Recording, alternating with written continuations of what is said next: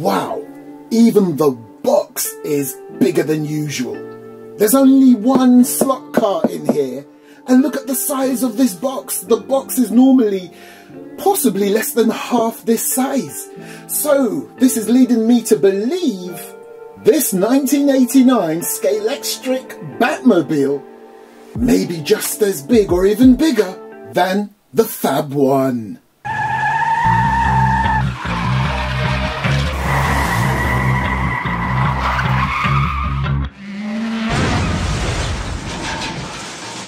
Come to think of it, maybe not, because I do remember that you get a free pair of socks these days with Scalextric.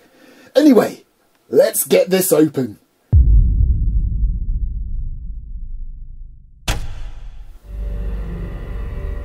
Wow, would you look at this beauty? And look at the size of the case. And look at the size of the Batmobile. It looks awesome. Oh, hang on.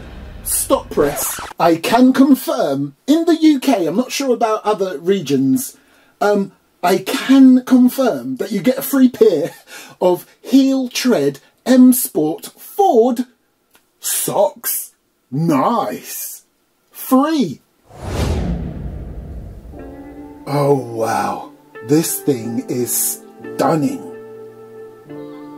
Absolutely stunning. People, this is the 1989 Batmobile, arguably the best Batmobile ever. Although personally, it's the Tumbler for me, but oh my gosh, looking at this again, ooh, wow. Loving the artwork on the back. I wouldn't expect anything less. It looks absolutely awesome. Loving that the entire case did away with the standard Scalextric colours, and they have kept to the theme of the man himself, Batman, and his Batmobile.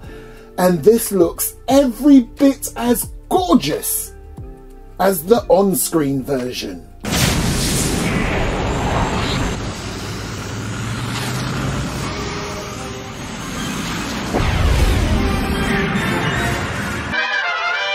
Do you know what? At first glance, well done, Scalextric. Well done. And no, it wasn't a freebie. I bought this one because if you've been watching my channel, I've already said it in another video. The people over there at Scalextric kindly offered to reserve one for me as a free sample once they'd sent out their pre-orders. I politely said no thank you, do not reserve one. I would like to buy one so I get it the day it drops, and that is what happened. I bought this bad boy and it's worth every penny as a collector and a fanboy of Scalextric, the externals of Scalextric models. This, and oh, a fan of Batman. You should know that by now.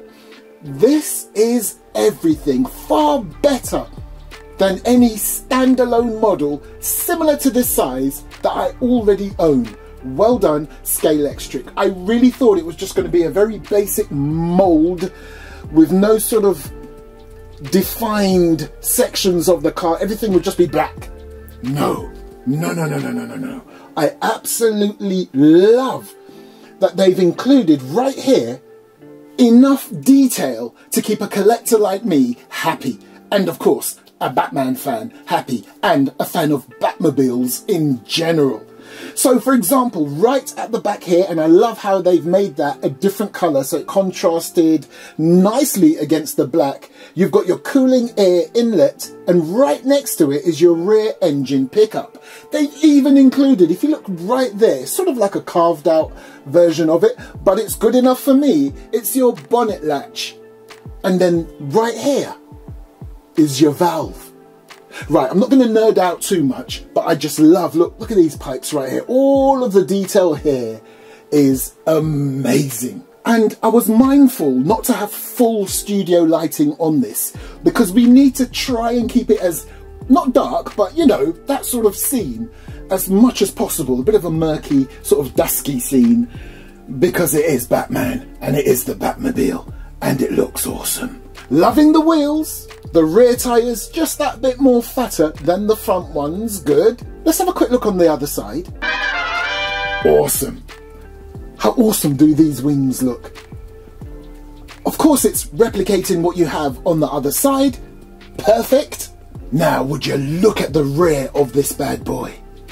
Okay, let me nerd out just a little bit, please. Now, of course, you know it is a turbine jet engine, so it does help that it has steerable thruster panels. These right there, either side. And of course, as you would come to expect on anything that is a jet turbine engine, that bad boy right there is a variable adaptive nozzle. Loving how the rear lights have been done. Okay, I'm not going to nerd out too much. Let's have a quick look at the front. Then we're going to pop it up into the mechanic's garage if it can fit, because I really want to have a look inside this bad boy. Oh wow. How amazing does that look? I'm loving that you've got your blades in there too. Very good detailing there, Scalextric. And it will be interesting to see how the headlights light up. And can we just show some appreciation for these awesome looking windshields right here?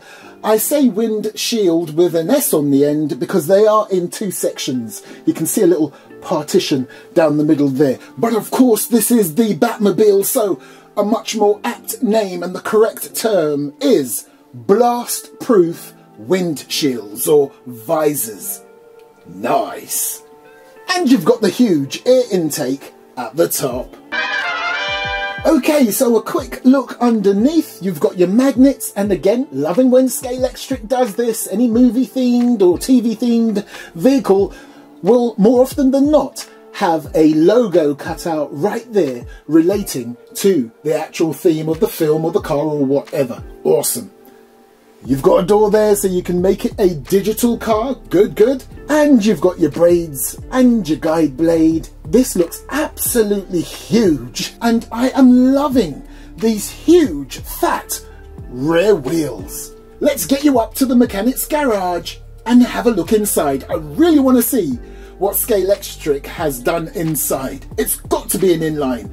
There's loads of room there and there will be no detailing on the inside like seating or anything. Wow, how menacing does this still look, even in the mechanic's garage. In fact, the mechanic fainted when he saw it. We've just revived him, so let's open it up and have a look inside. Would you look at that? All the awesomeness of this Batmobile is literally on the outside. In true Scalextric fashion, very minimalistic on the inside. And I must say, although I love this thing in terms of its looks and its authenticity, the fact that it's licensed, it's a side winding motor. My big question is, why?